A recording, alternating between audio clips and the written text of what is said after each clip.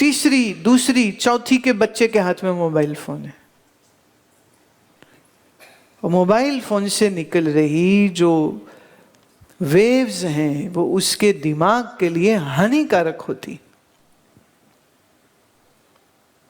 ये पीछे बहुत सारे अब केसेस बढ़ते आ रहे हैं कि बच्चे सो नहीं पा रहे हैं, वो फोन में लगे रहते। फोन की जो इलेक्ट्रोमैग्नेटिक वेव्स हैं उससे उनके ब्रेन पर असर आता है। एडीडी हो रहा है, अटेंशन डेफिसिट डिसऑर्डर हो रहा है, स्ट्रेस हो रहा है, हाइपर हो रहे हैं, क्रोधी हो रहे हैं। जरा जरा सी बात पे गाली निकाल के चीज उठा करके मार देते हैं। वैल्यू नहीं ना जीवन की। अब इसमें क्या अच्छी बात करी आपने?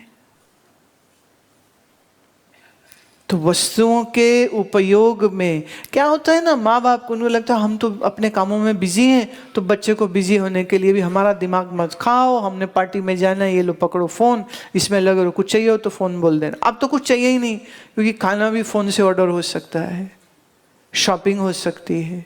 अब तो माँ की भी जरूरत नहीं रह जाएगी। माँ बनाएगी वही हरी सब्जी, कहेगी ये कहे वो उसको तो वही फास्ट फूड खाना है। And if you eat fast food, you will get sick faster and then you will die faster. How can that be good? डब्बा बंद चीजें खाओगे, डब्बे में बंद हो जाओगे, कॉफिन में बंद हो जाएगा। तो अपनी इंद्रियों पर संयम करे और अपने बच्चों के साथ वार्तालाप करे।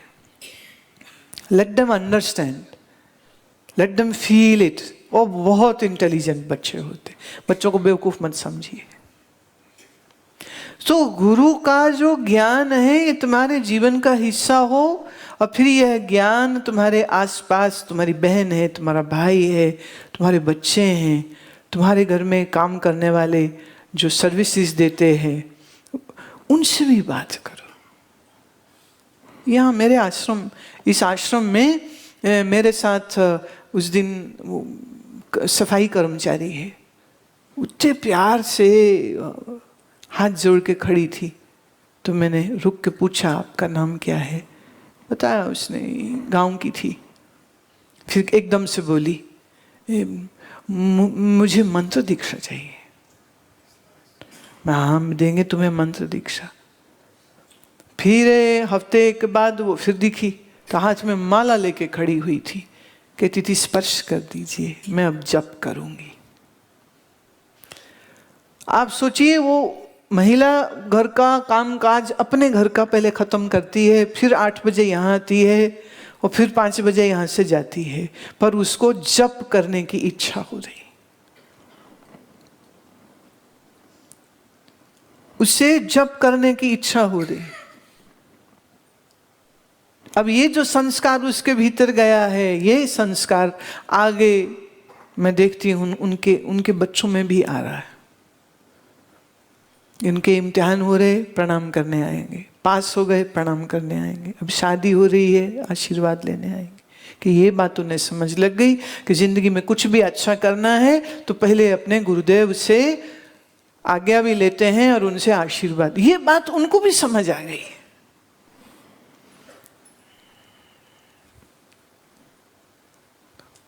और कहीं कोई उन्हें संकोच नहीं है कि भाई हम उनसे बात नहीं कर सकते, ऐसा किसी को भी नहीं।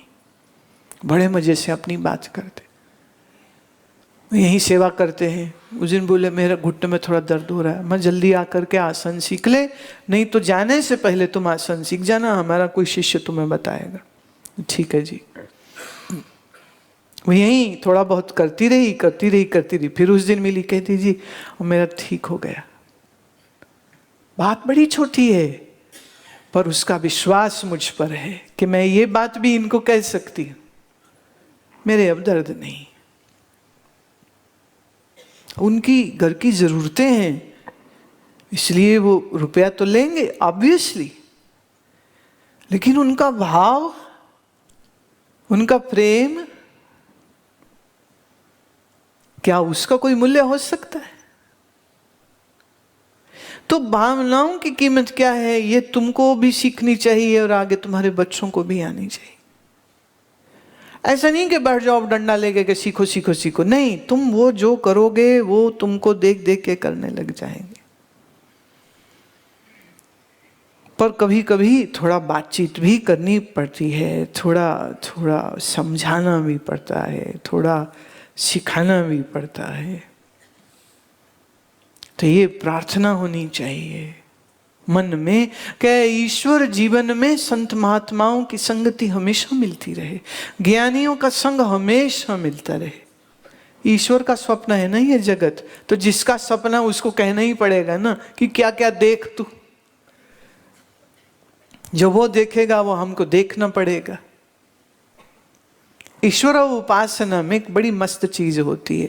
ईश्वर उपासना में क्या है, वो कहता है कि मेरे कर्म की गति क्या, हम कौन और हमारे कर्म क्या, बस जो तू देगा वो मिल जाएगा।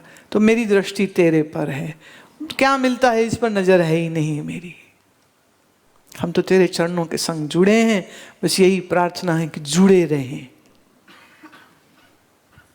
मन लगा रहे, मन जुड़ा रहे, मोहब्बत बनी रहे, भक्ति भाव बना रहे, उसमें कोई कमी ना हो जाए कहीं।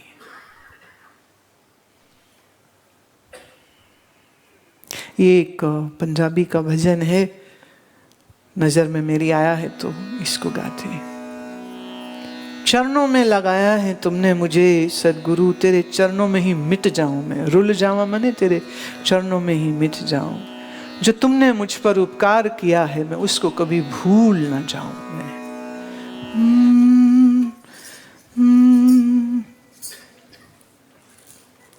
वाह वाह। निक्का जिया एक कतरा सागर दी सार नहीं, निक्का माने छोटा सा, मैं छोटी सी एक बूंद हूं, तू सागर है, तेरा अंत नहीं समझ पाऊंगा। नहीं कोई मेरी हस्ती आंदा करना सत्कार नहीं, मेरा क्या अस्तित्व और मैं क्या सत्कार कर सकता हूं प्रभु तेरा।